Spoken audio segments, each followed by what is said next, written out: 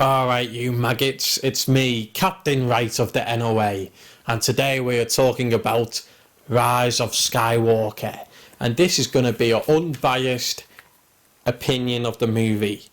I'm going to review this movie through my own eyes, without any outside or inside influence from other critics. This is my review, and I didn't think the film was a complete train wreck, but I didn't think it was the best Star Wars film either.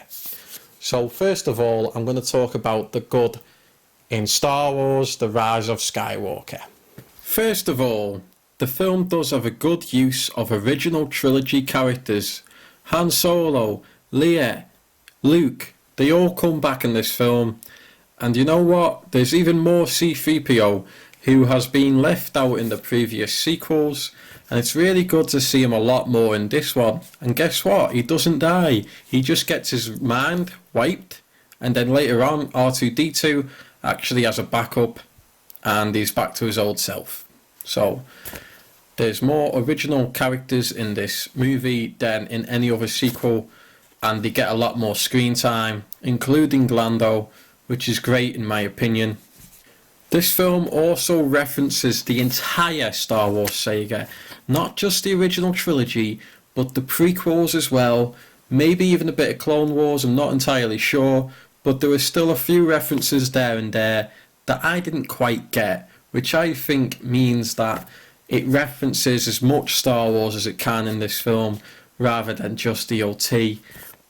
Emperor Palpatine also has his Revenge of the Sith style and look to him as well, so there's a lot of references to the entire Star Wars saga, not just the OT. There's a lot of fun and surprising twists, just like I said. You all think C-3PO is going to die, but he doesn't. That's a good twist. We also think Chewbacca's going to die, but he doesn't either. There's a lot of good and cool twists like this in the film that keeps you on the edge of your seat. The plot is quite easy to follow, if a little too exposition heavy at times.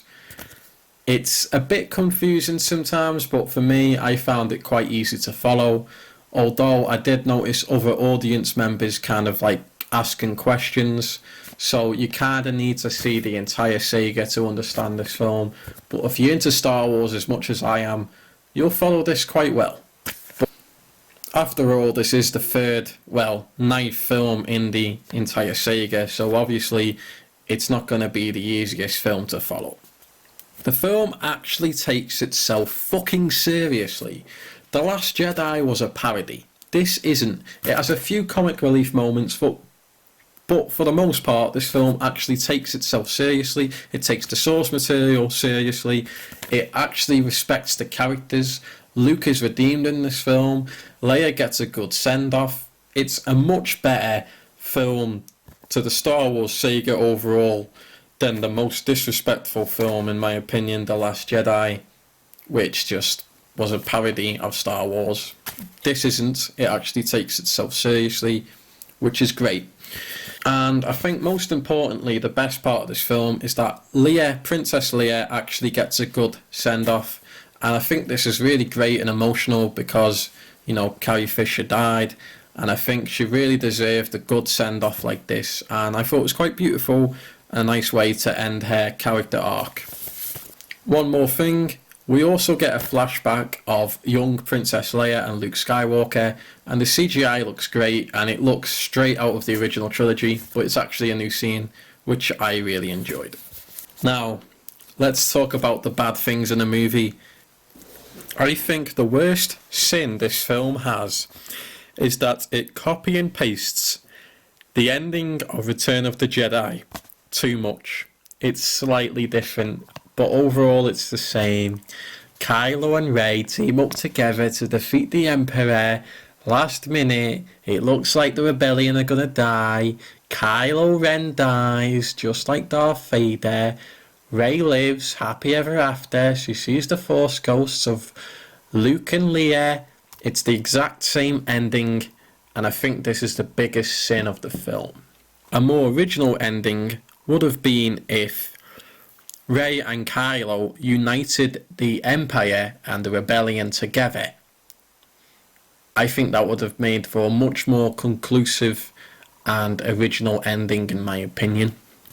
I think another sin is that we only ever hear prequel Star Wars characters in Force visions and stuff. We never actually see original prequel characters such as Obi-Wan or Anakin Skywalker or Qui-Gon Jinn. They are simply just voices, and my friend didn't even realise they were even in the film, because voices aren't that easy to recognise, you know. It would have been much better if we saw all of these prequel characters as Force ghosts, but we don't, and that's kind of a bummer. They also introduce a bunch of new characters that nobody cares about.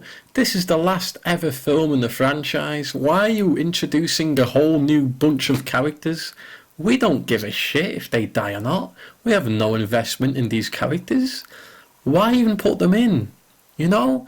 Finn gets a new love interest instead of Rose Tico. I don't know, people didn't like Rose Tico, but who gives a shit about this new love interest, you know? She has even less character development than Rose Tico. Come on, guys. And I think the biggest sin of all is that Rey is not a Skywalker, okay? Yeah, she becomes a Jedi, she defeats Palpatine, but she's not a Skywalker. Just because she's a Jedi, just because she's like the last Jedi alive, doesn't make her a Skywalker. It's silly, it's a bit daft, and that's the final line of the film. I'm Rey Skywalker, like James Bond. James Bond. It's daft. It's not a code name, it's a family name. You know what I mean? If she married Kylo Ren at the end of the film, that would have made sense, but she doesn't. He dies. She's not a Skywalker, you know? It's just a silly ending to an otherwise decent film.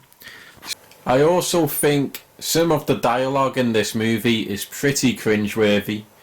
Like, there's a scene where Kylo is trying to get Rey to join the dark side. He says, "Surrender to the dark side, you're powerless to it." Is that what you say to entice someone? Come on now. Why wouldn't you say, you get more powers, you can be immortal, you know, really entice her? Surrender to it, you're powerless to it? That doesn't sound very enticing, does it? And then the cringiest part is that the new army that Emperor Palpatine has made is called the Final Order.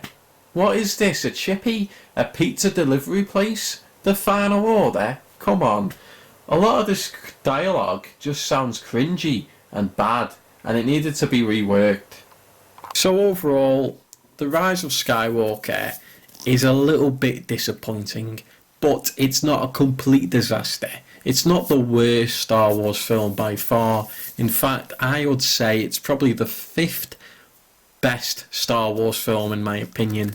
And considering there's 9 of them, it's around midway, you know. It's a pretty average Star Wars film.